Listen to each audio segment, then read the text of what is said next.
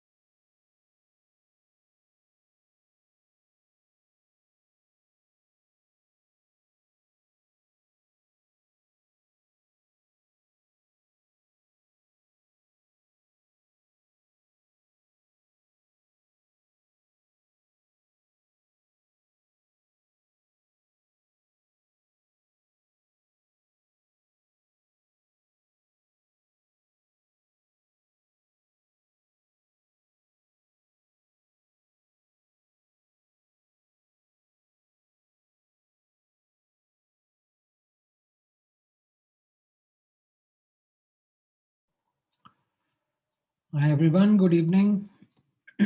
Hi Rugved, good evening Aditya. Yeah, hi Tanmay, hi Sahil, hi Shreya, good evening Sanika, good evening Siddhi, hi Sairam. All right. सुसंध्या क्या बात है लक्ष्मी. मतलब is this a new feature that has come in Zoom that you can type in Hindi as well over here? Did not know. Or are you copy pasting from somewhere?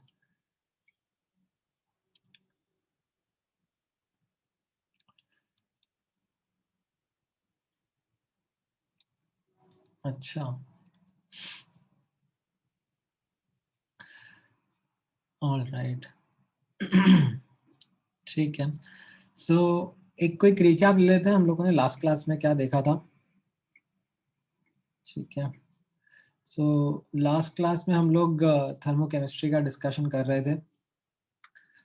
Correct. And I give you the context that how we are going to why is it that we are trying to understand thermochemistry? What would be the understanding behind it? And in order to perform calculations over reactions, we did understand the importance of establishing a reference, establishing a standard. Now, अच्छा हाँ right, मैं तो भूल ही गया, आप लोगों का KVPY का पेपर हुआ होगा ना? कैसा गया आप लोगों का केवीपीवाई का paper? How many students did give KVPY paper?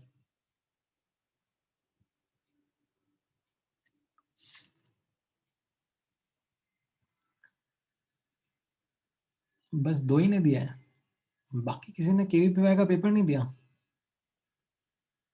अच्छा अच्छा, अभी दिया है।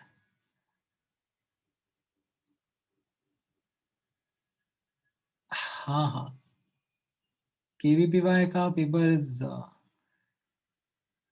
a good look into a national level examination. ठीक है, नहीं नहीं, डजेंट मैटर आईआईएससी जाना है कि नहीं जाना है, that shouldn't be the only reason why you should give KVPY का पेपर. व्हाट केवीपीवाई का paper does is it gives you an idea into how your competition is at a national level. Those who are giving this exam seriously, तो आपको एक idea लगने लगता है. हाँ, मतलब केवीपीवाई के बाद में जनरली ऐसा रहता है that it is not a tough examination, like it doesn't really ask a lot of tough questions, but उसमें एक जो एस्पेक्ट है वो यही रहता है दैट सिलेबस के थोड़ा आगे चलता है वो, as in what you have covered here while preparing for JEE, उसके कंपैरिजन में सिलेबस थोड़ा सा आगे का रहता है. लेवल डिफिकल्ट नहीं होता, level is something which is I would say average or around average only. ठीक है, अच्छा कुछ क्वेश्चन नोट्स में से आ गया, आप लोगों को हेल्प मिली उसमें से, चलो दैट्स गुड टू नो.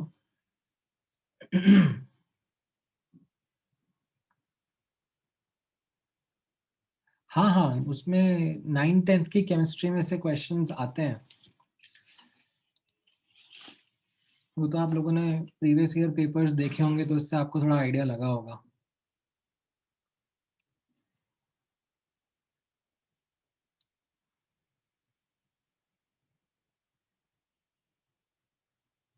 हाँ, बायो वगैरह के तो क्वेश्चंस करेक्ट 9th-10th के ही वो लोग ज़्यादातर पूछते हैं उसमें.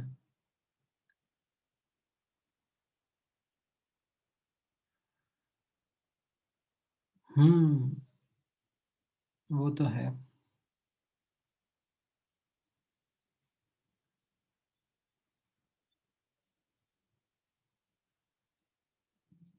हाँ हाँ, मतलब आप दे सकते हो, ऐसा नहीं है.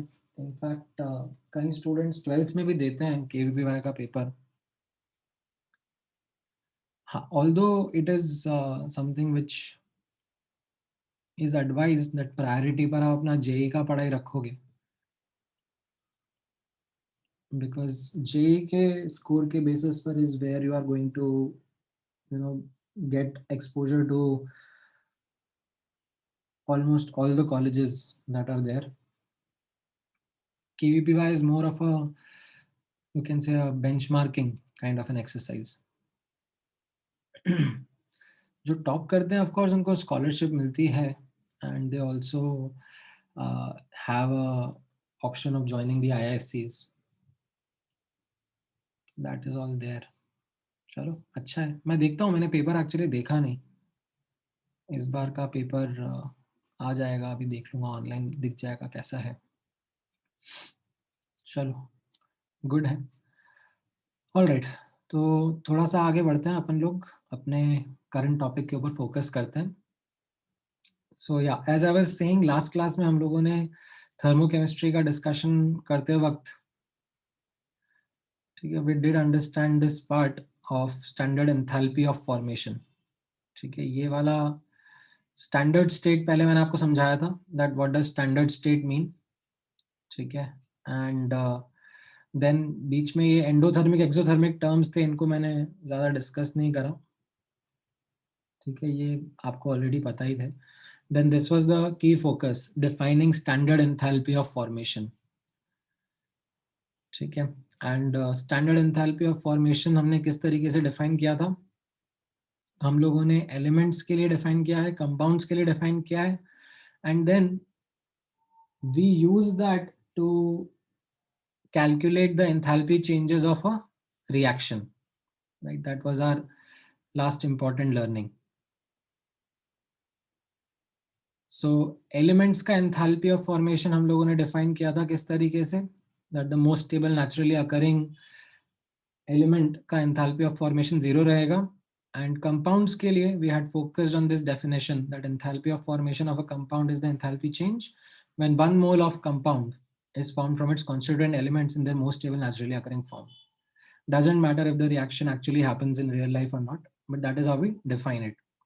Based on defining this enthalpy of formation, like delta HF naught, like we have a idea into now how reactions ka enthalpy change can be written, right? So reactions ka enthalpy change write karne ke liye we had this formula with us, that it will be the sum of the enthalpy change of products minus sum of the enthalpy change of the reactants, each multiplied by their respective coefficient. ठीक है, so this is something यहाँ पर हम लोगों ने last class में अपना discussion leave करा था। हो सकता है कि अभी आपको ये पार्शियली समझ में आया हो। ये चीज़ का पूरा अंडरस्टैंडिंग डेवलप करने के लिए थोड़े क्वेश्चन साथ में सॉल्व करने पड़ेंगे, तभी आपको एक क्लियर आइडिया लगेगा। इट इज़ नॉट डिफिकल्ट, मतलब in fact you will find thermochemistry का part, and this is not my understanding only, this is in general students ka understanding also, that they find the thermochemistry part easier than the starting thermodynamics wala part, in which they talked about like वो adiabatic isothermal expansion compression cooling heating, वो सबसे ज़्यादा easy ये वाला part रहता है। थोड़ा सा रुक जाओ, आपको अपने आप वो चीज़ रियलाइज हो जाएगी। आज की क्लास में I will try and take you through those certain examples of thermochemistry. So यहाँ पर नोटिस करना,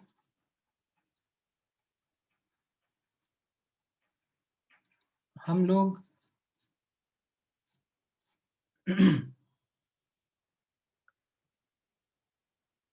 इस फॉर्मूला को रेफर कर रहे थे। कहाँ गया वाला formula? Let me take this up. Enthalpy change of a reaction, right? Standard enthalpy change of a reaction.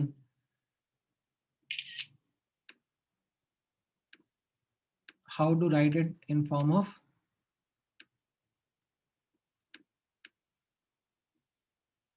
the enthalpy of formation of different species. So if you have reactants, you have products, right? आप उनका enthalpy of formation किस तरीके से लिख सकते हो? अच्छा, having said this, एक एग्जाम्पल के थ्रू मैं आपको लेके चलता हूँ। So note this example, CH4 plus 2O2 giving CO2 plus 2H2O। Standard reaction है मीथेन का कंबशन, राइट? अब इस रिएक्शन का एंथैल्पी चेंज आपको निकालना है, तो how would you write the formula for the enthalpy change of this reaction? You would write it as the sum of the enthalpy of formation of its products.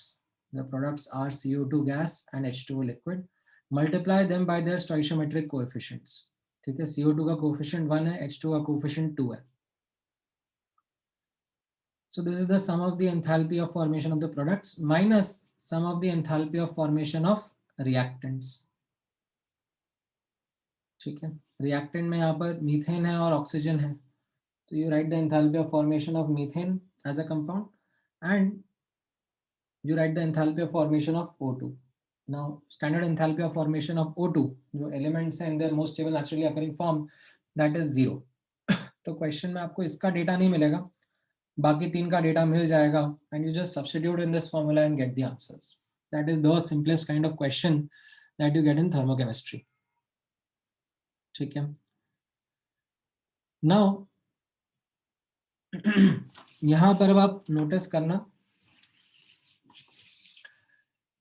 before I start taking you through these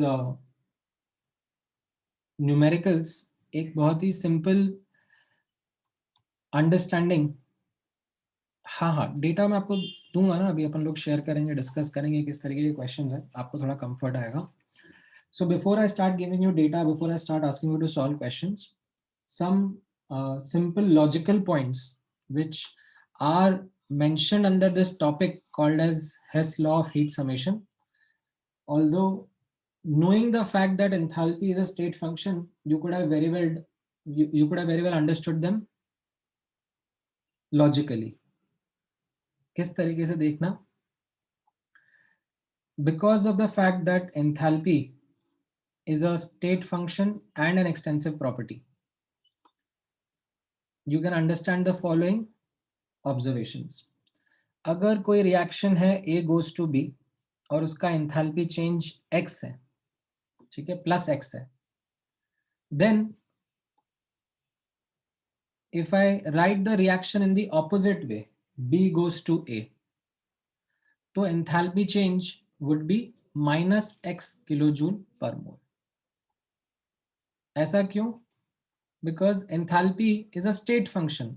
अगर मैं A से B जा रहा हूं और B से वापस A जा रहा हूं, तो overall delta H should be 0 because I returned back to the original state. So a change in state function should be 0. तो अगर A से B जाने पर प्लस एक्स का एंथैल्पी चेंज हो रहा है, तो B से A जाने पर माइनस एक्स का एंथैल्पी चेंज होना पड़ेगा. Fairlie simple, straight forward.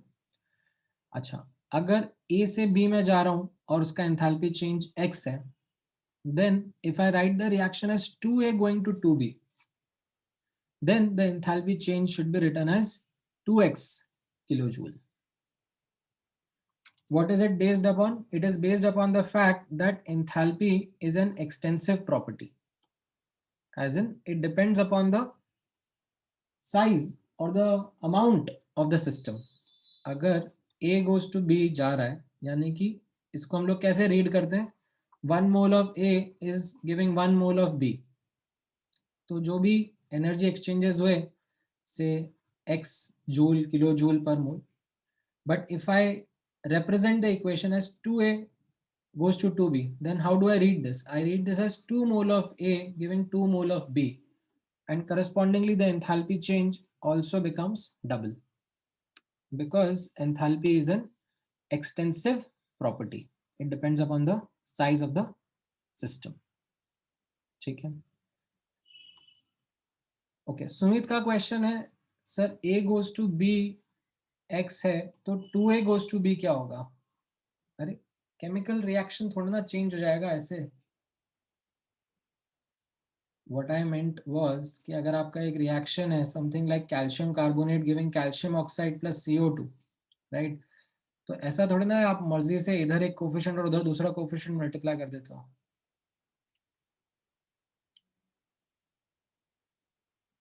समझ में आया?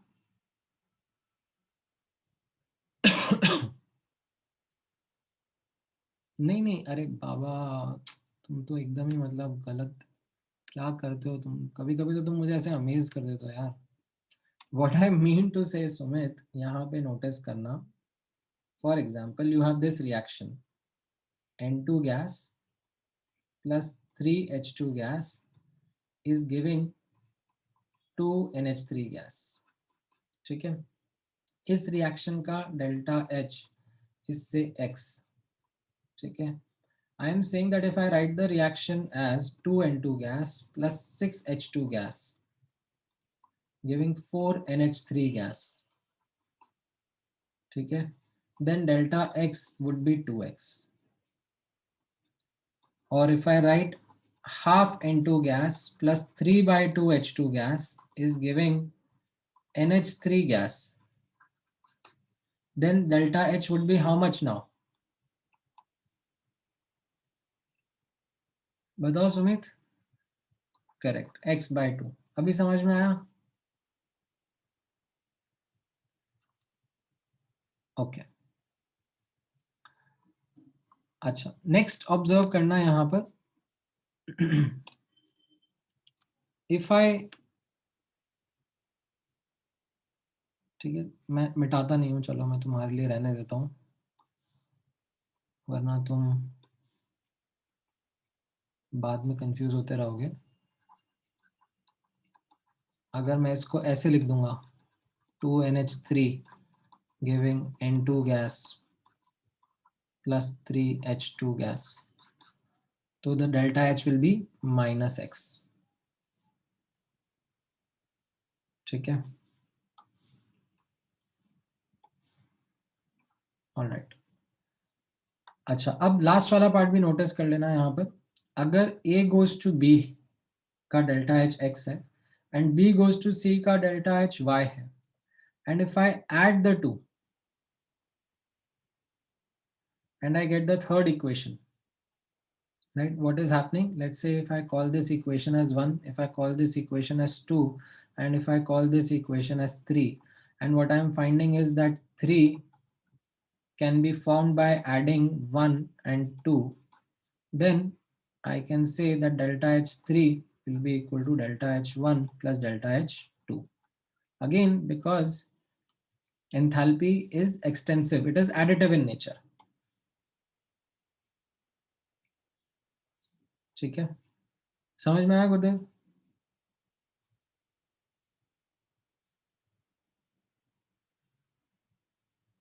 ओके.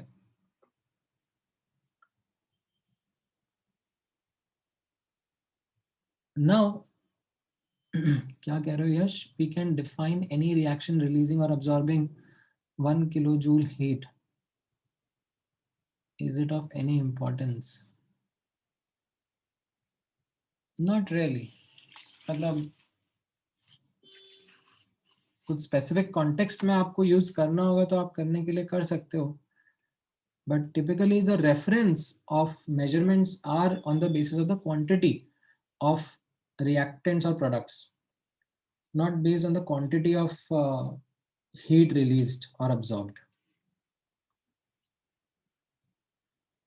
ठीक है, तो ये बेसिक एस्पेक्ट समझ में आए, how to deal with delta H. These manipulations are something which you will be using quite often. अब इनको ऑब्जर्व करने के बाद में ठीक है, नोटिस करना, हम एक एक करके डिफरेंट एंथैल्पीज का डिस्कशन करेंगे. ठीक है, अब आप यहाँ पे नोटिस करना, लाइक मैं यहाँ पर एक इंपॉर्टेंट नोट की तरह आपको ये स्टेटमेंट लिखा देता हूँ. ठीक है, after defining standard condition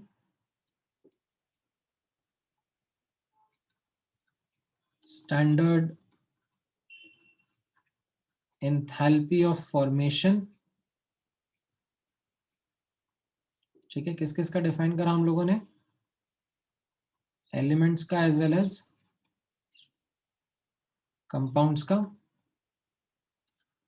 and writing standard enthalpy of reaction. ठीक है, any reaction in terms of standard enthalpy of formation. ठीक है, डेल्टा एच एफ नॉट जो हमने डिफाइन किया था. We learn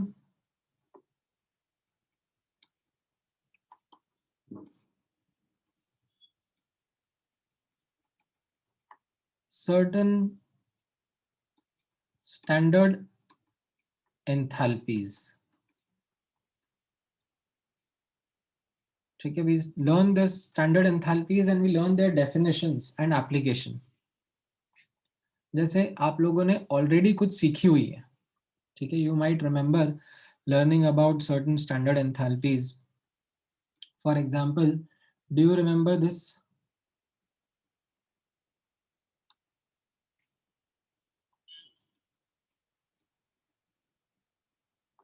Do you remember this?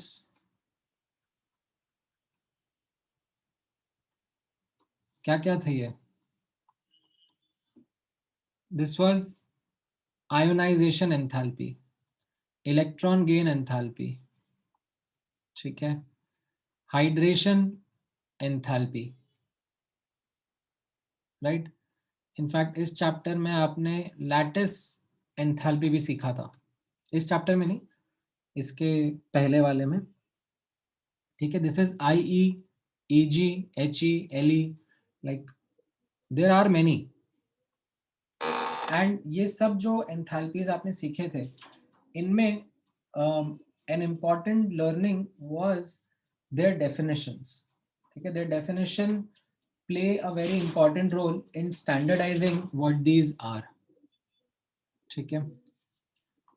Now इसी तरीके से इस चैप्टर में अब हम थोड़े और एंथैल्पीज भी डिस्कस करेंगे, एंड आपको उन एंथैल्पीज को धीरे धीरे अपने मेमोरी में याद रखना पड़ेगा, एम्बेड करना पड़ेगा, बिकॉज आप जब क्वेश्चंस देखोगे, ठीक है, तो क्वेश्चंस का नेचर कुछ इस तरीके से रहेगा कि ये एंथैल्पी, ये एंथैल्पी, ये एंथैल्पी दिया हुआ है, ठीक है, and they can be one of the standard ones, like enthalpy of formation दिया है, किसी का आयोनाइजेशन एंथैल्पी दिया है, किसी का इलेक्ट्रॉन गेन एंथैल्पी दिया है, राइट, एंड एक कोई अननोन एंथैल्पी आपसे पूछ लेंगे। Now how do you connect them, how do you connect them with each other? You will only able to connect them with each other if you know their respective definitions, कि अच्छा इसका meaning ये है तो इसके corresponding ये equation रहती है, इसका मीनिंग ये है तो इसके करस्पॉन्डिंग ये इक्वेशन रहती है, इसका मीनिंग और इसके करस्पॉन्डिंग इक्वेशन ये रहती है, एंड नाउ इनको मैनिपुलेट करके how can I get the unknown? That is the entire exercise that happens in thermochemistry. Almost 90%, ठीक है, 10% में ऑफकोर्स थोड़ा वेरिएशन रहेगा, वो मैं आपको धीरे धीरे सिखाऊंगा, but 90% questions of thermochemistry would be of this nature, where you would be given certain enthalpies and you would be asked certain enthalpies. All you have to do is remember their definitions, write their corresponding equations, do the manipulation and get the answer. ठीक है, जैसे for example the simplest kind of example is this one that I have written in front of you, कि equation 1 equation 2 का data दे दिया और equation 3 का data पूछा है, तो यहाँ पर the manipulation is like the most basic manipulation that you can come across. थोड़े थोड़े कॉम्प्लेक्स मैनिपुलेशंस भी आपसे मैं प्रैक्टिस करवाऊंगा, ठीक है। नाउ अब नोटिस करना, सबसे पहला enthalpy will be this enthalpy of combustion. Now this enthalpy of combustion, as you can guess from the word, is related to combustion of substance. However, standard definition क्या रहेगा उसको आप notice करना. It is the enthalpy change when 1 mole of substance combines with requisite amount of oxygen to undergo complete combustion and give stable final product. ठीक है, मतलब important words हैं इसमें, 1 मोल कंपाउंड होना चाहिए, ठीक है, यानी कि रिएक्शन जब आप लिखोगे तो जिस सब्सटेंस का एंथैल्पी ऑफ कंबशन हम लोग लिखने वाले हैं उसका कोफिशिएंट 1 ही होना चाहिए। It should undergo complete combustion and give the final product, ठीक है। फॉर एग्जांपल जैसे आपको enthalpy of combustion of glucose लिखना है, राइट, सो 1 मोल ग्लूकोज यानी coefficient of glucose should be 1 combining with requisite amount of oxygen to give you final products which are in this case CO2 and H2O, ठीक है। You have say enthalpy of combustion of methane gas, so 1 mole of methane gas combining with requisite amount of oxygen to give you the stable final products, that is CO2 and H2O, ठीक है। जैसे अब यहाँ पे notice करना, I have to write enthalpy of combustion of carbon. ठीक है, तो अब वो रिप्रेजेंटेशन कैसा रहेगा? Carbon plus O2 should give you CO2. Don't make the mistake of writing CO, ठीक है, because that is not the stable final product. ठीक है, अच्छा, इसमें भी एक और चीज नोटिस करना, इनफैक्ट इस तरीके से रहता है दैट जब enthalpy of combustion of carbon आपसे पूछा जाता है, then more often students tend to write here that we should take carbon graphite as the allotrope. ठीक है, हाँ, S represents the solid, so carbon graphite लेता है. However, यहाँ पर ऐसा कोई compulsion नहीं है. यहाँ पर इनफैक्ट कार्बन ग्रेफाइट का enthalpy of combustion and carbon diamond का enthalpy of combustion would be अलग अलग. ठीक है, दिस विल बी सम से x. ठीक है, जनरली ये हीट रिलीज होती है तो negative x kilo joule per मोल होगा एंड ये कुछ negative y kilo joule per मोल होगा. They will be different because एक जगह हम ग्रेफाइट के कंबशन की बात कर रहे हैं और एक जगह हम डायमंड के कंबशन की बात कर रहे हैं, तो दोनों अलग रिएक्टेंट्स हैं एंड एज अ कॉन्सिक्वेंस उनका enthalpy of formation, sorry enthalpy of combustion भी अलग अलग आएगा. ठीक है, इनफैक्ट जो अपन ने जब डिस्कशन भी किया था, ठीक है, तो इसमें कैसा रहेगा?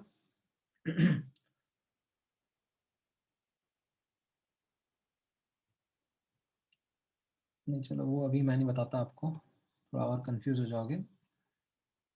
जस्ट आप इसमें नोटिस कर सकते हो, जो इम्पोर्टेंट पॉइंट यहाँ पे नोटिस करने के लिए है अभी, is that when I gave this example to you, that I wanted you to write the enthalpy of combustion of carbon, ठीक है, carbon solid, I should have mentioned in the question that which allotrope of carbon, because different allotropes can have different enthalpy of combustion. अगर यहाँ पे मैं कल को charcoal भी लिखूंगा या फुलरीन भी लिखूंगा तो उसका enthalpy of combustion अलग होगा. ठीक है, जब हम enthalpy of formations के बारे में बात कर रहे थे, ठीक है, if you remember in the last class when we were talking about the enthalpy of formation, then I was very clear that the element has to be in its most stable naturally occurring form, and for carbon that will be carbon graphite. ठीक है, but combustion में ऐसा कोई compulsion नहीं है. ठीक है, इसको इनफैक्ट स्ट्रेस करते हुए बुकलेट में क्वेश्चन भी है. ठीक है, अगर मौका मिलता है तो I will share that question right away with you so that you understand the point which I'm trying to stress on.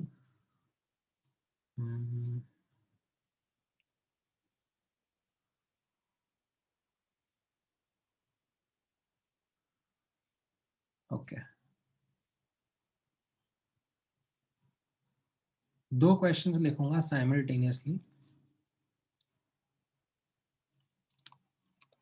यहीं पर आपके कंपैरिजन के लिए.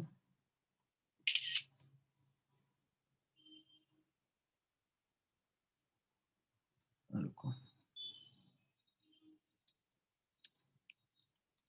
एक ये and the other is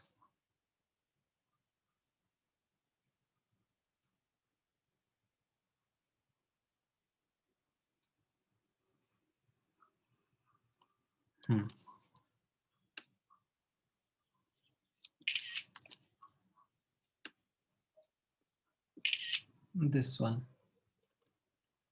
negative मैंने इसलिए लिखा था बिकॉज कंबशन में हीट रिलीज होती है ना, तो एंथैल्पी का साइन नेगेटिव आएगा. All right, with both these question in front of you, अब आप नोटिस करना दैट यहाँ पर एंथैल्पी ऑफ फॉर्मेशन के बारे में बताया जा रहा है या पूछा जा रहा है। तो हेयर, ठीक है, यहाँ पे आप नोटिस करना पहला वाला ऑप्शन क्यों गलत हो जाएगा?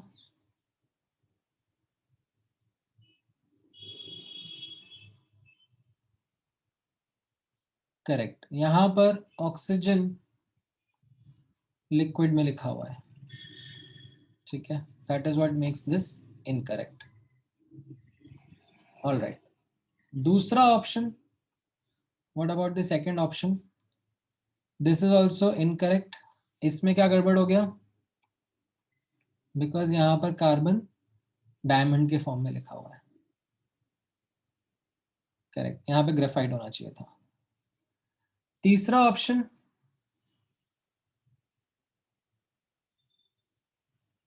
सही है कि गड़बड़ है? नहीं नहीं, कंपाउंड का स्टेबल स्टेट से मतलब नहीं है, एलिमेंट के स्टेबल स्टेट से मतलब है हमको।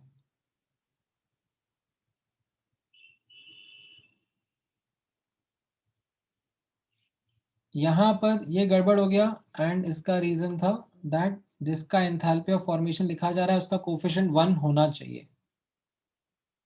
Correct, and then this last one is the correct one, in which 1 mole of methanol is getting formed from carbon graphite, H2 and O2 gas। ठीक है, हाँ वो यहाँ पे टाइपिंग एरर हो गया होगा, लाइक इसको हटा दो, वो गलती से टाइपिंग में आ गया होगा, दैट्स इट। हाँ, methanol can be gas also. For example, if I would have written this reaction, ठीक है, CH3OH gas and written this thing same, exactly the same, तो भी ये करेक्ट होता, बट दोनों का वैल्यू अलग अलग रहता। ठीक है, ऊपर वाला as in the D option would have been the enthalpy of formation of methanol liquid, and the नीचे वाला जो मैंने अभी जस्ट लिखा है that would have been enthalpy of formation of methanol vapors। ठीक है, both are valid but their values would have been different। समझ में आया? तुम्हारा डाउट क्लियर हुआ यश? ओके, अच्छा, अब यहां पर हीट ऑफ कंबशन के ऊपर नोटिस करो कैसा रहेगा। Which of the following is the heat of combustion? पहला वाला ऑप्शन क्यों गड़बड़ हो गया?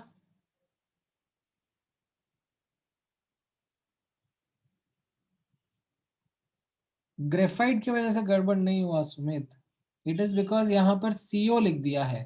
Final product should be the final complete combustion का प्रोडक्ट, यहां पर इनकम्प्लीट कंबशन हुआ है, इस वजह से ये गलत है।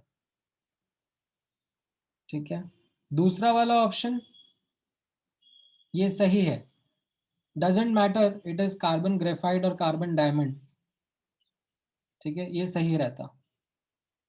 ठीक है, तीसरा वाला ऑप्शन भी गड़बड़ हो गया because of the fact that यहां पर ये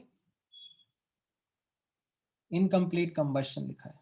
ठीक है, even if there was this option that carbon graphite plus O2 giving CO2 gas, ठीक है, प्लस व्हाटएवर XYZW कैलोरी, तो भी ये सही रहता। क्यों? बिकॉज कंप्लीट कंबशन हो रहा है and these two have been different values, diamond का अलग होता है, ग्रेफाइट का अलग होता।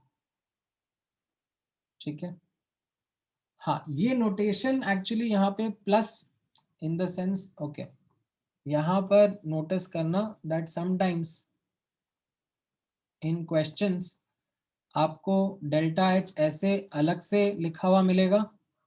ठीक है, sometimes it is embedded in the reaction itself. When it is embedded in the reaction, तब उसमें क्या है, इट इज रिटन ऐसे +5 मतलब इतना हीट रिलीज हो रहा है, लाइक प्रोडक्ट साइड पे लिखा हुआ है ना, तो इसका मतलब ये होगा कि कितना हीट रिलीज हो गया है। ठीक है, ये दोनों तरीके रहते हैं लिखने के। वन वे इज आपने रिएक्शन लिखा एंड रिएक्शन के साइड में मेंशन कर दिया कि okay this is the delta H, और sometimes you embed that heat into the reaction. आप ऐसे लिख सकते हो कि reactant plus x calorie is giving product, तो इसका मतलब क्या हो गया, the reaction is endothermic, it is absorbing x calories of heat. या फिर आप लिख सकते हो reactant is giving product plus x calories of heat, तो इसका मतलब क्या हो गया, रिएक्शन एक्सोथर्मिक हो गया, it is emitting x calories of heat. ठीक है, हाँ बोलो गुरुदेव। Yes sir. सर हमें इस एंथैल्पी ऑफ कंबशन की एक कंडीशन है कि 1 मोल ऑफ ऑक्सीजन होना चाहिए, तो फिर 1 मोल ऑफ ऑक्सीजन लेके हमें मोस्ट स्टेबल प्रोडक्ट मिल जाएगा नहीं नहीं, बाय ऐसा डिफॉल्ट। कंडीशन नहीं है 1 मोल ऑफ ऑक्सीजन का, कंडीशन है कि रिक्विजिट अमाउंट ऑफ ऑक्सीजन रहना चाहिए जितना हाँ सॉरी रिक्वायर्ड है sir, for one complete mole of combustion. 1 mole of that substance, हाँ 1 मोल ऑफ उसमें हम सब्सटेंस रहना बाय चाहिए। बाय डिफॉल्ट ही मिल जाएगा बाय ये most stable product. Final product रहना चाहिए, आप कंप्लीट कंबशन करोगे तो आपको फाइनल प्रोडक्ट मिलना चाहिए, that is what the understanding of enthalpy of combustion is. Sir but वो स्टेबल आपने लिखा है ना, स्टेबल प्रोडक्ट फाइनल प्रोडक्ट। हाँ, सो stable in the sense that incomplete combustion नहीं होना चाहिए, it should reach the end. Okay sir. अभी आप CO2 को और थोड़े ना ऑक्सीडाइज कर सकते हो, यस सर। CO2 को और थोड़ा ना बर्न कर सकते हो, और थोड़ा कंबस्ट कर सकते हो। यस सर, ठीक है, समझा सर। ओके। नाउ अब यहाँ पे नोटिस करना दैट हाँ, ये एक काइंड ऑफ ये भी एक नोट की तरह ही हो गया कि in almost all examples when combustion occurs, ठीक है, heat is released, बट ये दो एग्जाम्पल्स आप ध्यान रखना, F2 और N2 का केस जो है, इनका जब ऑक्सीजन के साथ में रिएक्शन होता है देन हीट इज अब्सॉर्ब्ड, इनका एंथैल्पी ऑफ कंबशन पॉजिटिव रहता है। ऐसा क्यों रहता है, it is related to their nature, the kind of bond energies that are going to be present between oxygen and fluorine, oxygen and nitrogen, fluorine, nitrogen and nitrogen, तो इनमें those bond energies are such that the enthalpy of combustion comes out to be positive। ठीक है, अगर reactions exothermic होंगे तो enthalpy negative होगा। अगर reaction, ये तो यार बहुत पहले बेसिक कराया था ना मैंने, इसलिए लास्ट क्लास में वो चीज लिखी थी बट मैंने बोली नहीं थी, मतलब दिस वाज समथिंग मुझे बोल देनी चाहिए थी, मुझे पता होना चाहिए था कि हमारे साथ सुमित बैठा हुआ है। कैसे बातें करते हो तुम सुमित, हमने इतनी बार डिस्कस किया है ये पिछले पीरियोडिक प्रॉपर्टीज चैप्टर में भी। एंडोथर्मिक केस में डेल्टा एच पॉजिटिव होगा, एनर्जी अब्सॉर्ब होती है। एक्सोथर्मिक केस में डेल्टा एच नेगेटिव होगा, एनर्जी रिलीज होगी। ठीक है, all right, so now that you are familiar with the definitions, ठीक है, at least some definitions, then I can now begin to do one or two numericals with you। तो notice करना ही पहला numerical किस तरीके से रहेगा। You have enthalpy of formation, ठीक है, you have enthalpy of formation of CH4, that is asked, and you have been given these enthalpies. You have been given enthalpy of combustion of carbon graphite, you have been given enthalpy of combustion of CH4, and you have been given enthalpy of combustion of H2, right? So this is the classic kind of an example which I was talking about, that thermochemistry helps us with.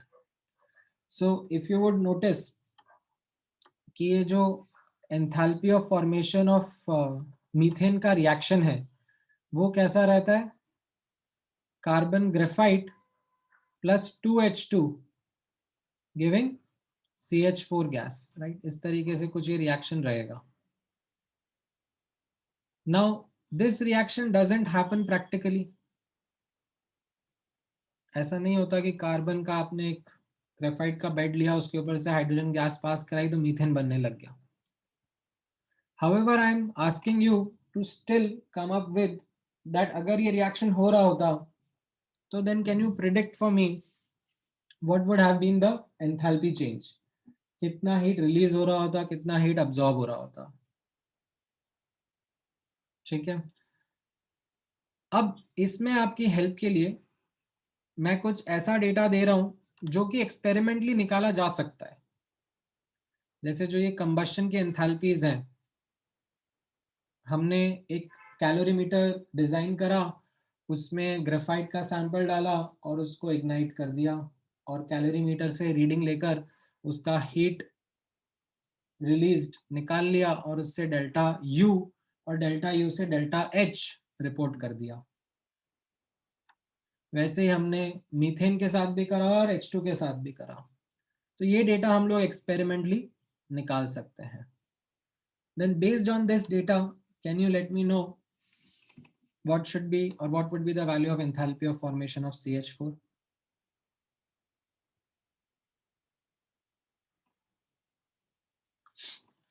नहीं, ऐसा आज नहीं होते ना समय, मतलब हो सकता है कि ये रिएक्शन आज हम लोग परफॉर्म होते हुए नहीं देख रहे हैं हमारे सामने, बट कल को हम लोग कुछ ऐसा कैटलिस्ट डिजाइन कर सकते हैं ना which make which might make this reaction possible in a practical time frame. हो सकता है कि रिएक्शन पॉसिबल हो, but because of the absence of appropriate catalyst इतना स्लो हो रहा हो कि हमें दिखता ही नहीं है, मतलब ऑब्जर्व ही नहीं हो रहा है। बट कल को अगर हो रहा है तो मैं आपसे समझना चाहूंगा ना कि भाई इसमें हीट रिलीज हो रही है या अब्जॉर्ब हो रही है, उसी हिसाब से फिर मैं लाइक एक्सपेरिमेंट का सेटअप रखूंगा। अगर बहुत हीट रिलीज हो रही होगी तो फिर मैं उसमें लाइक कूलेंट्स वगैरह रखने का सेटअप करूंगा जब इस एक्सपेरिमेंट को करने की कोशिश कर रहा हूँ। समझ में आया?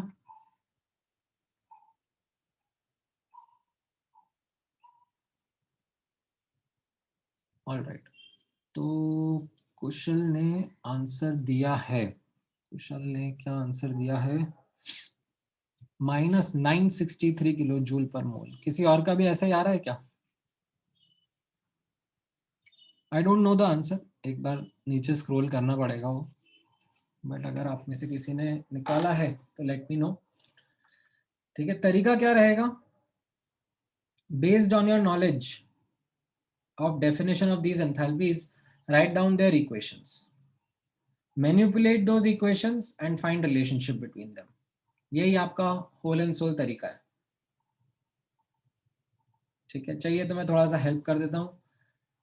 जो पहला वाला इक्वेशन है, इनफैक्ट पहला वाला नहीं, ये जो येलो वाला है, येलो वाला कौन सा है? Enthalpy of combustion of graphite.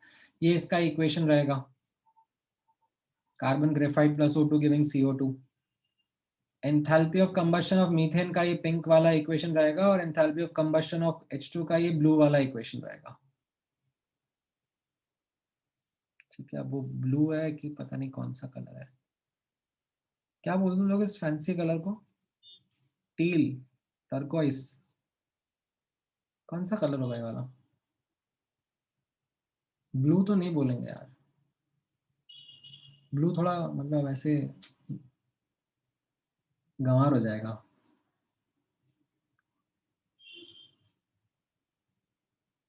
नहीं नहीं यार, क्या तरुण, तुम कुछ, अच्छा तरुण ने बताया सियान, सियान बोलते हैं, क्या बोलते हैं इसको?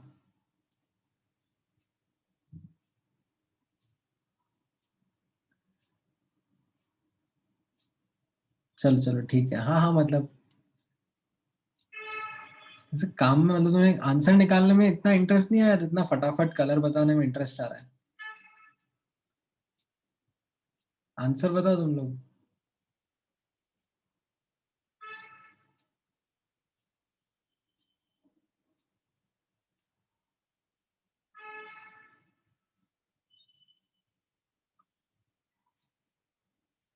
अच्छा, ये अमंग अस में से कलर ढूंढ ढूंढ के निकाल रहे हो तुम लोग?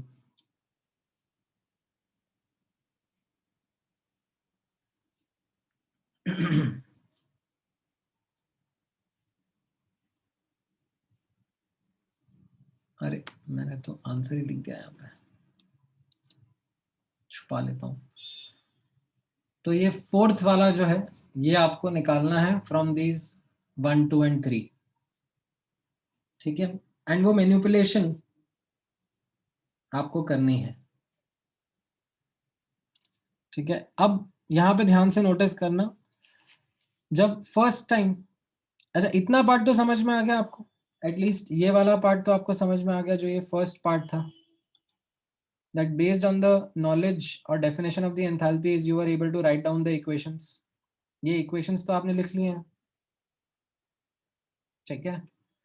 अब आपको करना है manipulation, like you have to get down and write this और get this fourth equation from 1, 2 and 3। अब उसमें कैसा होता है दैट मेनी टाइम्स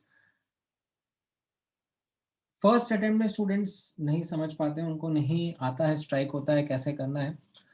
ठीक है, तो इट इज कम्प्लीटली ओके, क्योंकि इसमें थोड़ा प्रैक्टिस लगता है। मैं आपको अभी तरीका समझाऊंगा किस तरीके से हमें करना है, but until unless you solve by yourself ऐसे ही कुछ 10-15 क्वेश्चंस मैनिपुलेशन के, तब तक आपको कॉन्फिडेंस नहीं आएगा। तरीका बहुत आसान रहेगा। जैसे आप यहाँ पे नोटिस करना कि मुझे चाहिए फोर्थ इक्वेशन। ठीक है, फोर्थ इक्वेशन में एक एक करके स्टार्ट करते हैं। ठीक है, I want the fourth equation. अब ये फोर्थ इक्वेशन 1, 2, 3 से कैसे मैं लेके आऊंगा, तो फोर्थ इक्वेशन में सबसे पहले रिक्वायरमेंट है मेरी कार्बन ग्रेफाइट की। ठीक है, नाउ ऊपर की 3 इक्वेशन में कार्बन ग्रेफाइट किस में दिख रहा है मुझे? फर्स्ट इक्वेशन में। ठीक है, क्या मुझे carbon graphite left hand side पे दिख रहा है? क्योंकि मुझे लेफ्ट हैंड साइड पे चाहिए है। परफेक्ट है, लेफ्ट हैंड साइड पे दिख रहा है। क्या कार्बन ग्रेफाइट का कोफिशिएंट 1 है? क्योंकि मुझे फोर्थ इक्वेशन के हिसाब से 1 ही चाहिए। तो क्या कार्बन ग्रेफाइट का कोफिशिएंट 1 है? The answer is yes. तो ठीक है, मैं फर्स्ट इक्वेशन को एज इट इज लिखना चाहूंगा। Then I come to the next requirement. Fourth equation में मेरी नेक्स्ट रिक्वायरमेंट क्या है? 2H2 की।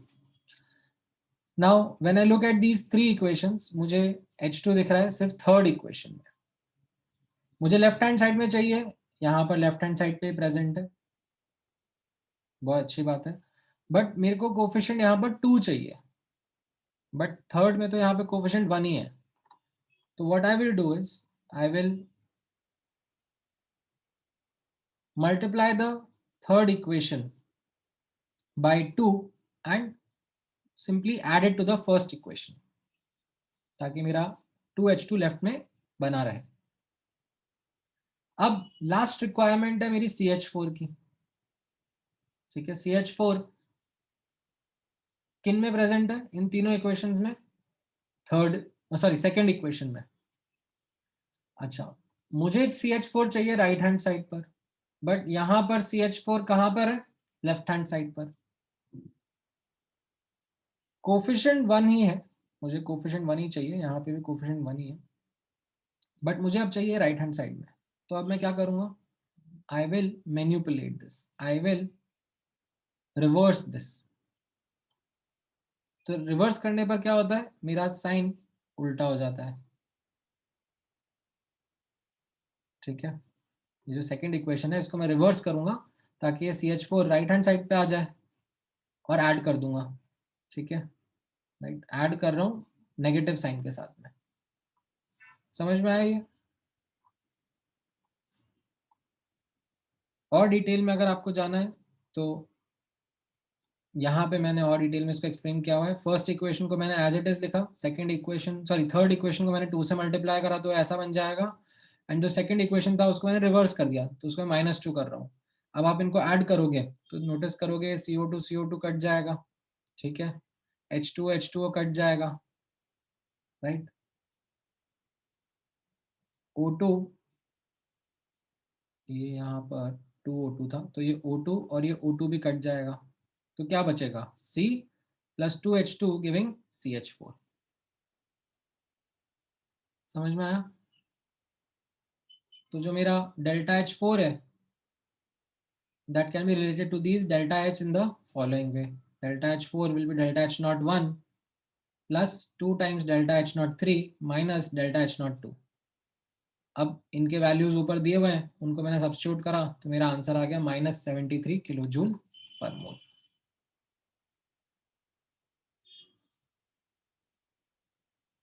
समझ में आया?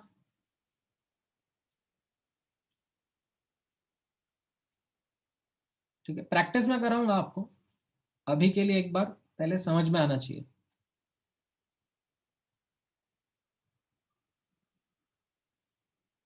कैसा रहेगा?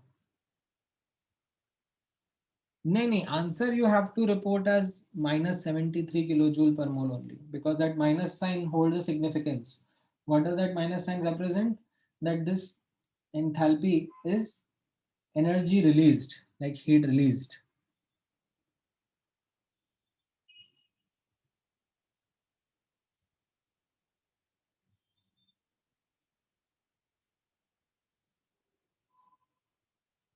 ठीक है,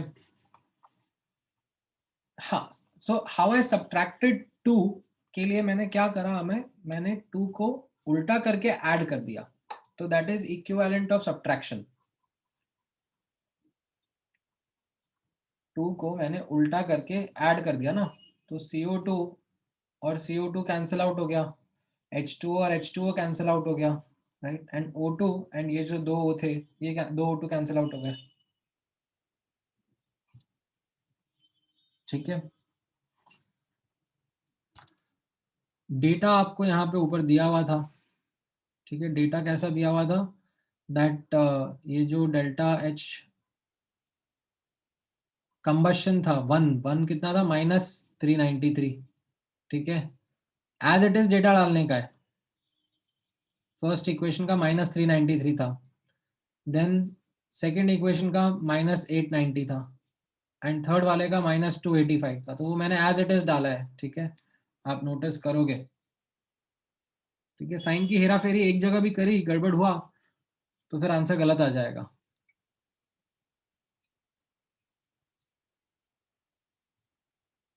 ठीक है, हाँ, ऑफ कोर्स आपको क्वेश्चन ऐसे ही मिलेंगे यस जिसमें मैनिपुलेशन पॉसिबल होगा, otherwise then you are stuck.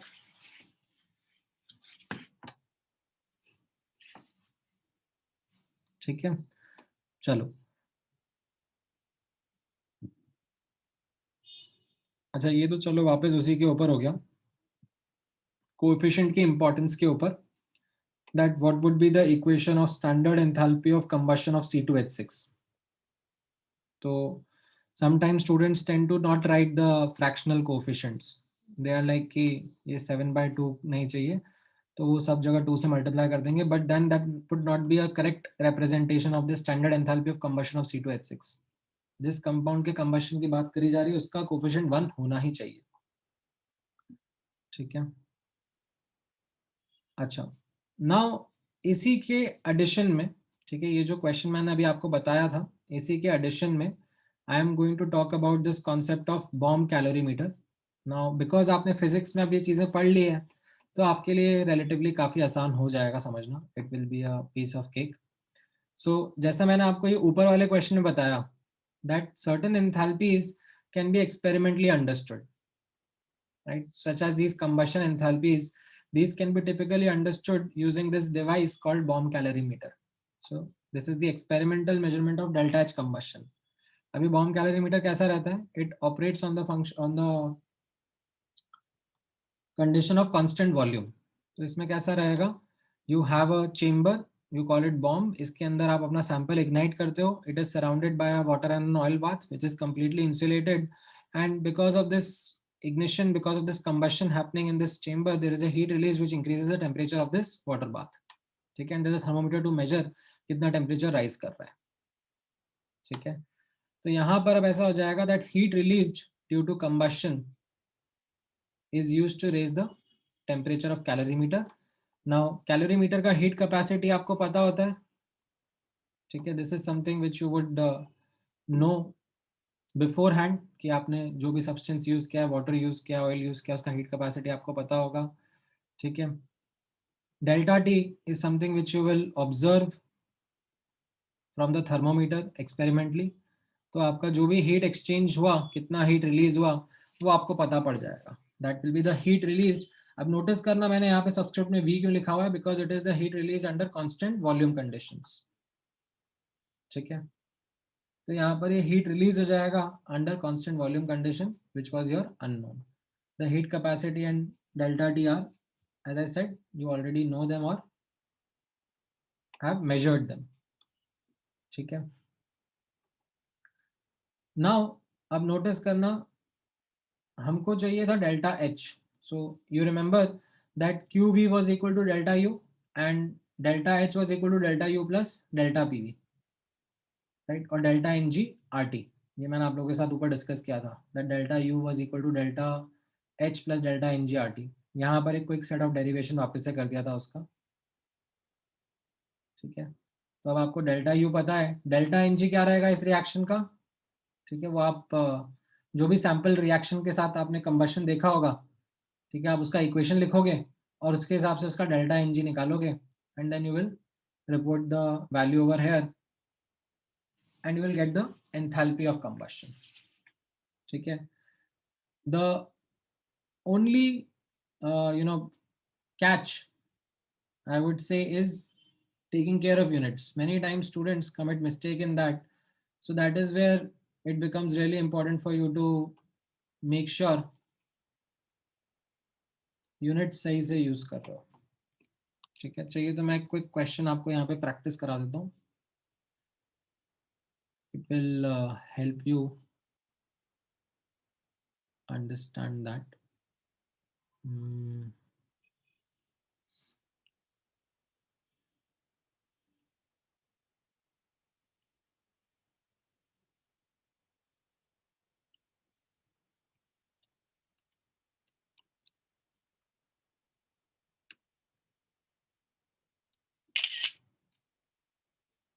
All right, let's say this is the question.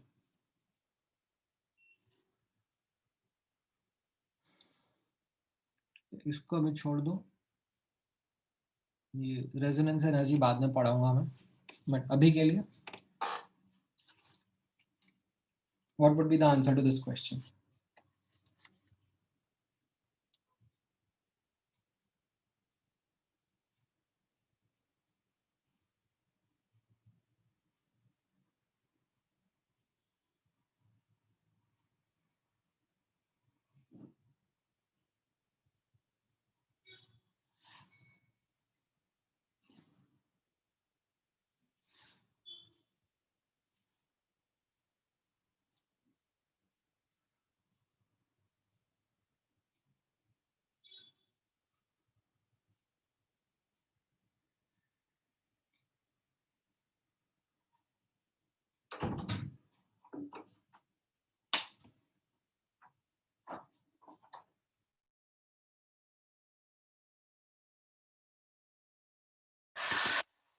All right, क्या आंसर आया आप लोगों का?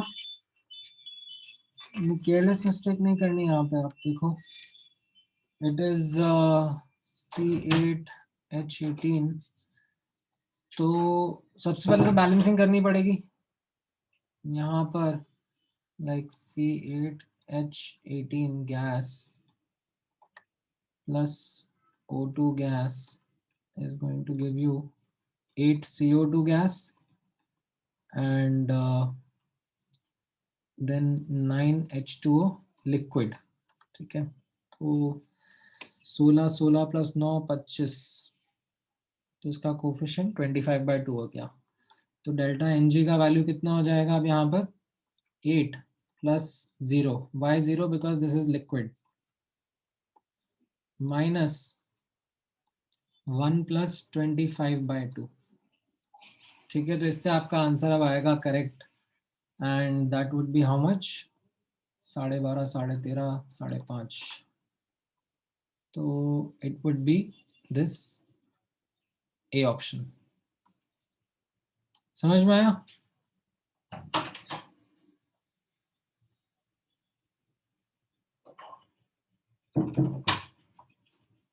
जिसका आंसर गड़बड़ हुआ,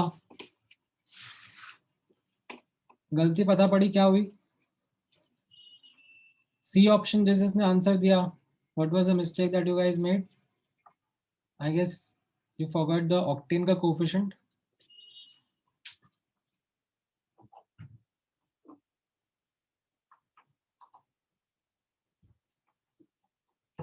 क्लियर है कैसे करना है ये? All right. नाउ अभी तो इसमें एक्चुअली इन्होंने यहाँ पर आर और टी की वैल्यूज डाल दी है, ठीक है. तो यू वुड रियलाइज दैट आर यहाँ पर ऐसा यूनिट्स में 8.314 ले लिया एंड टेम्परेचर 298 केल्विन ले लिया, एंड बिकॉज किलो जूल्स में रिपोर्ट करना था तो they divided it by 1000. If they would have just used 298, then you would have reported the values in the units of joules. ठीक है, तो ये छोटी छोटी चीजें हैं which you will make mistakes on, and जहां जहां पे मिस्टेक करते जा रहे हो ना, मेरा एडवाइस आप लोगों को ही रहेगा इस चैप्टर में, जहां जहां पे मिस्टेक करते जा रहे हो, note those mistakes, scribble down those mistakes, and you will be in a much better position to avoid those mistakes in future. All right, चलो अब एक और मैनिपुलेशन इस बार आप लोगों को खुद से ट्राई करना है एंड बताना है क्या रहेगा answer. You have 3 equations given to you और एक अननोन है which is the heat of formation of KOH solid.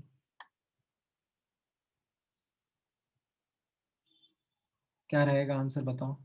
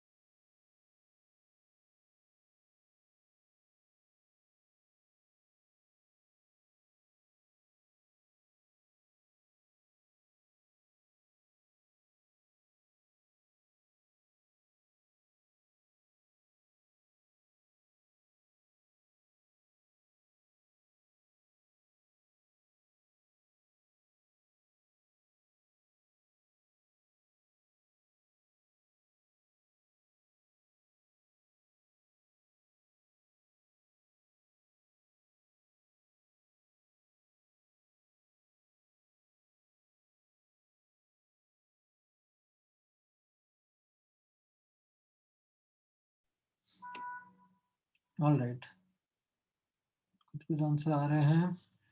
Okay, Prathamesh ने और लक्ष्मी ने सेम ही आंसर दिया है. हो सकता है करेक्ट हो, 2 लोग सेम आंसर दे रहे हैं,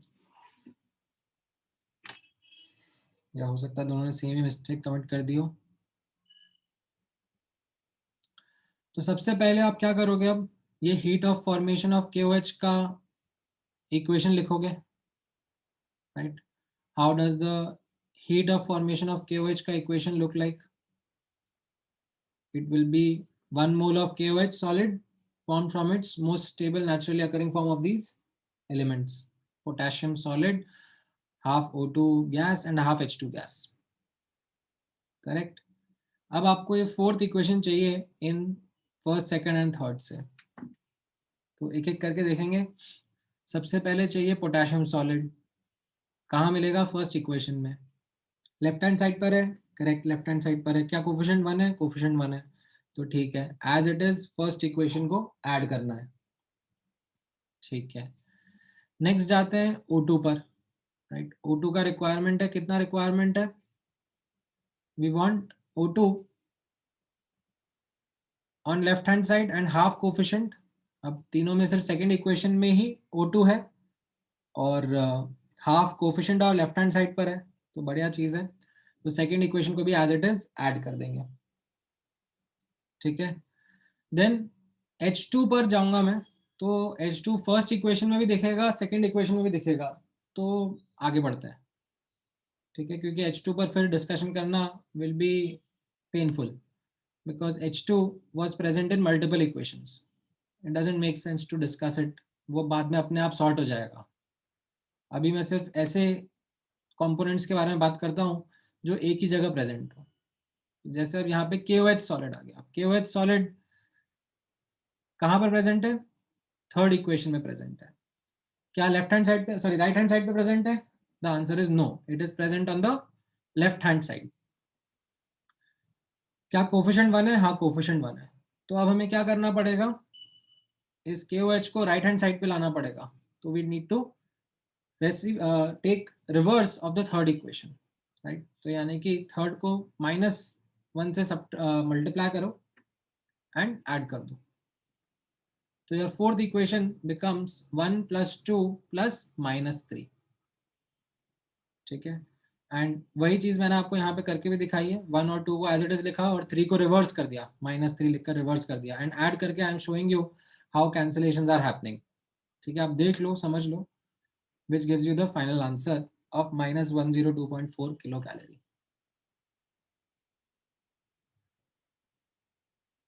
ये समझ में आया किस तरीके से वर्क करा हमने? ठीक है, अब वैल्यू सब्स्टिट्यूट करने में भी यहाँ पे गलती मत करना। ठीक है, सब्स्टिट्यूट द वैल्यूज अप्रोप्रिएटली। जो डेटा दिया हुआ है डेल्टा H1 का, डेल्टा H2 का, डेल्टा H3 का, वो एज इट इज यहाँ पे सब्स्टिट्यूट कर दो ना।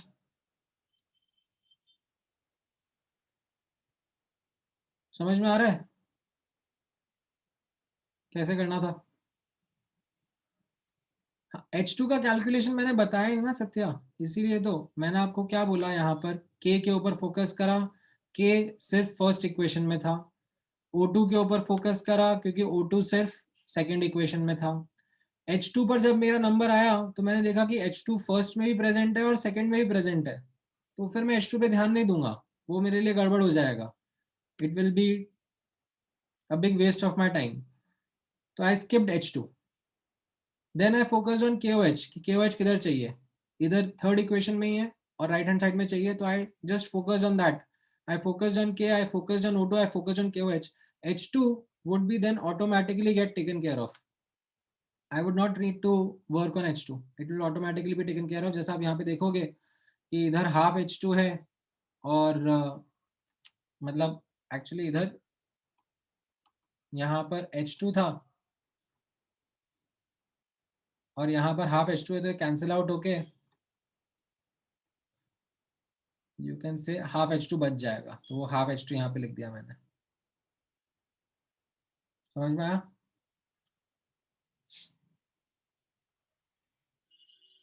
कैसे करा? ठीक है, पूरा थर्मोकेमिस्ट्री में यही करना है। This is what you need to work within the entire, मतलब एटलीस्ट जब तक सेकेंड लॉ स्टार्ट नहीं हो रहा है तब तक you will have to just work with this.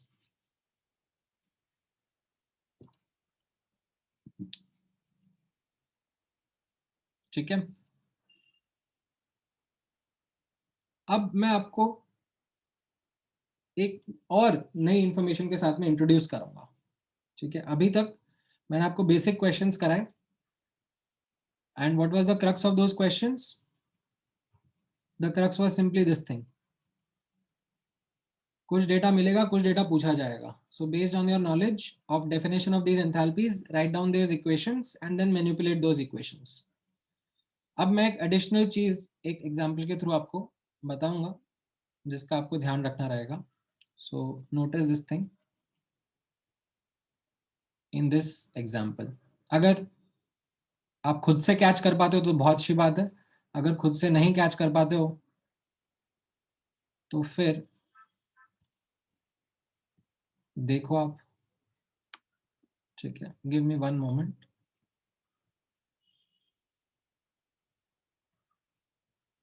कहाँ गया? नहीं, ये ढूंढना था।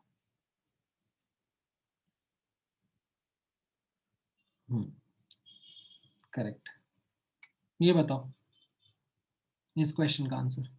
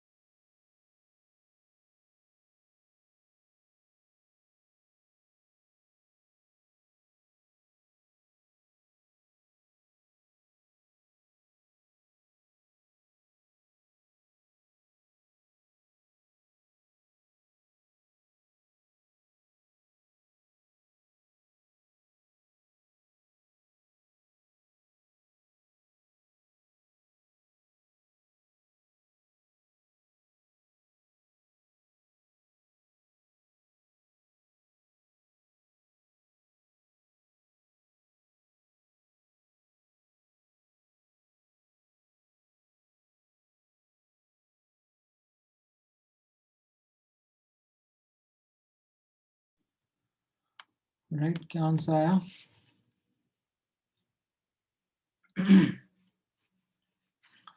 तन्मय, तन्मय क्या कैच था क्वेश्चन में? What was the difference in this question as compared to the previous questions that I have asked?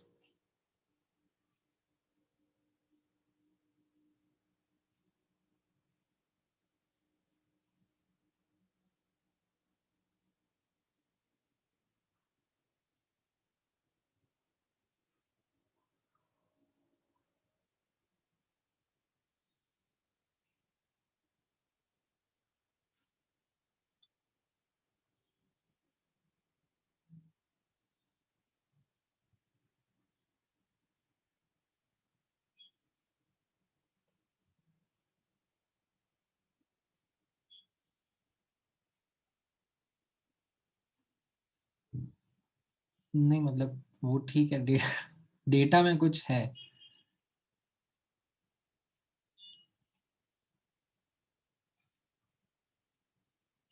Which is the catch in the question? कोई भी अभी तक कैच नहीं आइडेंटिफाई कर पाया। What was the difference as compared to the previous questions?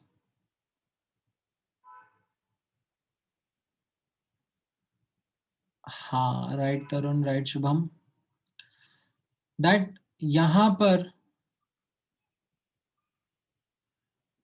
the quantity is playing a crucial role. This is the catch in this question, that here 1 meter cube of methane under STP conditions is going to be combusted. Typically, the data which you had worked with Upar was on a per mole basis. So after getting on a per mole data, you would need to multiply with the moles that are there in 1 meter cube of methane in STP conditions. ठीक है, कैसे एक बार यहाँ पे notice करना। एक एक करके ऑब्जर्व करना। अब आपको इस रिएक्शन के लिए, ठीक है, this is the reaction for which you need to calculate the enthalpy change, calculate the amount of heat evolved when methane undergoes combustion. Now अभी इस क्वेश्चन में rather than doing the equations and manipulations you could have simply used this formula, ठीक है, but हो सकता है कुछ बच्चों को स्ट्राइक किया हो, कुछ बच्चों को हो सकता है स्ट्राइक नहीं किया हो, ठीक है, काफी कम को स्ट्राइक किया होगा क्योंकि इसके पिछले 2 एग्जाम्पल में तो मैं आपको इक्वेशंस लिखा लिखा के मैनिपुलेट करा रहा था, उससे भी आंसर आएगा, ठीक है, don't bother about this fact कि उससे आंसर नहीं आएगा, उससे भी आंसर आएगा बट उसमें टाइम थोड़ा ज्यादा लग जाएगा. That you right the heat of formation of equation of all of these CH4 CO2 H2O, और उससे आप ये मैनिपुलेट करके इक्वेशन निकाल सकते हो. और you can directly use this formula that enthalpy of a reaction is sum of the enthalpy of formation of products multiplied by their coefficients minus sum of the enthalpy of formation of reactants multiplied by their coefficients. So because that data is directly given to you, अच्छा O2 की जरूरत नहीं पड़ेगी because of the fact that O2 is an element, तो उसका enthalpy of formation, standard enthalpy of formation 0 ही रहेगा. तो बाकी 3 का डेटा आपको दिया हुआ है एंड उससे आप सॉल्व करोगे तो आपका आंसर आ जाएगा -805 किलो जूल पर मोल. ठीक है, when you substitute this data, ये जो डेटा यहाँ पे दिया हुआ है, तो दिस डेटा कम्स पर मोल बेसिस पर, ठीक है, but that is not what the question is asking. The question is asking कि 1 मीटर क्यूब के लिए कितना डेटा, कितना हीट रिलीज होगा. तो फिर बस यूनिटरी मेथड अप्लाई करना है कि 1 मोल से 805 किलो जूल हीट रिलीज हो रहा है. तो 1 मीटर क्यूब मतलब कितना, 1000 litres, that is 1000 by 22.4 moles, right. तो कितना किलो जूल्स में हीट रिलीज होगा, ठीक है. हाँ, अच्छी बात है अगर आपको यहाँ तक आ गया था तो यहाँ तक आप, अगर आपका आ गया है -805 तक, तो it's a good thing that आपको ये मैनिपुलेशन एटलीस्ट समझ में आ गया है. तो the new catch which you learned over and above this was the quantity part, ठीक है, दैट यहाँ पर in this question it was 1 metre cube of methane जिसके बारे में डेटा आपसे पूछा जा रहा था, ठीक है. समझ में आया बाकी लोगों को भी?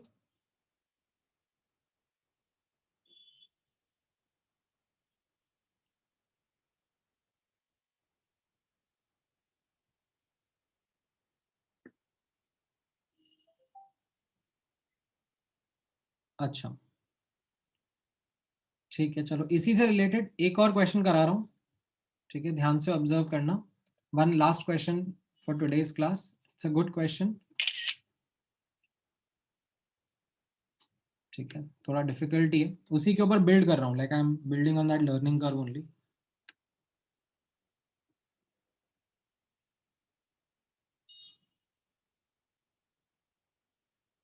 हाँ, इसका आंसर बताओ क्या रहेगा, ठीक है. Again the catch of quantity is here, see if you are able to identify that.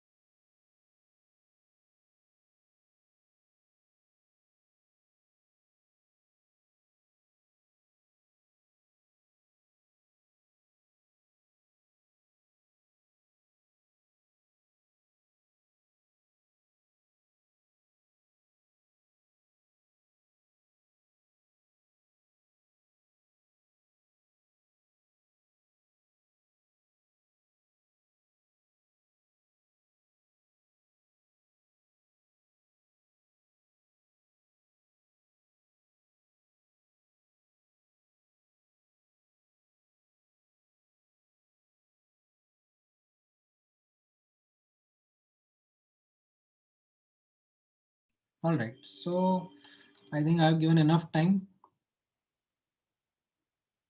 All right, क्या आंसर रहेगा क्विकली एक बार देख लेना. हाँ, I think B option is the one which is the correct, but एक बार डबल चेक कर लेते हैं. अब यहाँ पे नोटिस करना, standard heat of combustion of aluminium, मतलब एल्यूमिनियम का 1 मोल रहना चाहिए. Aluminium solid plus O2 gas is going to give you what, the final product, that is Al2O3. ठीक है, कोफिशिएंट एल्यूमिनियम का 1 रहना चाहिए है. ठीक है, दैट इज द कैच. इस रिएक्शन का, ठीक है, इस रिएक्शन का delta H has been given to as -837.8 kilo joules per mole. Correct. अब इसको हम लोग कैसे रीड कर रहे हैं कि 1 mole of aluminium 3/2 moles of O2 giving half mole of Al2O3, and this is the heat released.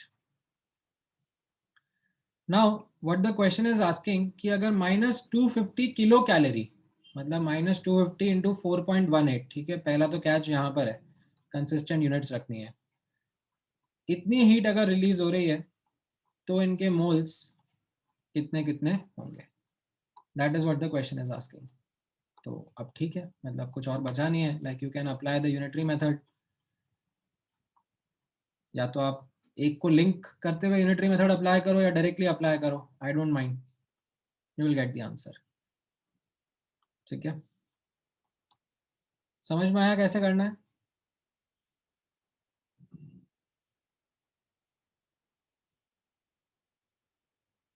Is this clear with everyone?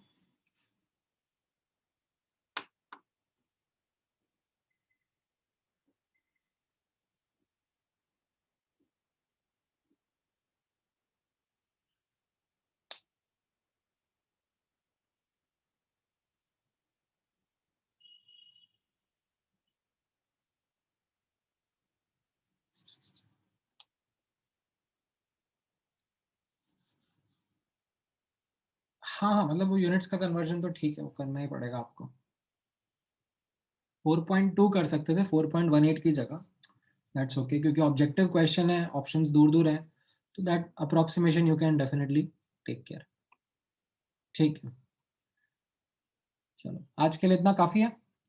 Next class में फिर हम लोग और आगे के एंथैल्पीज डिस्कस करेंगे, एंड अंडरलाइन कॉन्सेप्ट यही रहेगा, you would need to know the definitions and do the appropriate manipulations.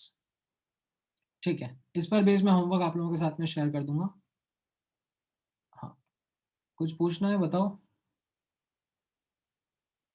बोलो शुभम.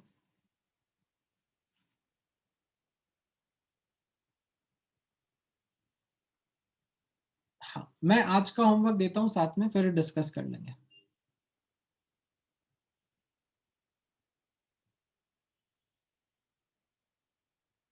ठीक है, चलो, all right guys, thank you.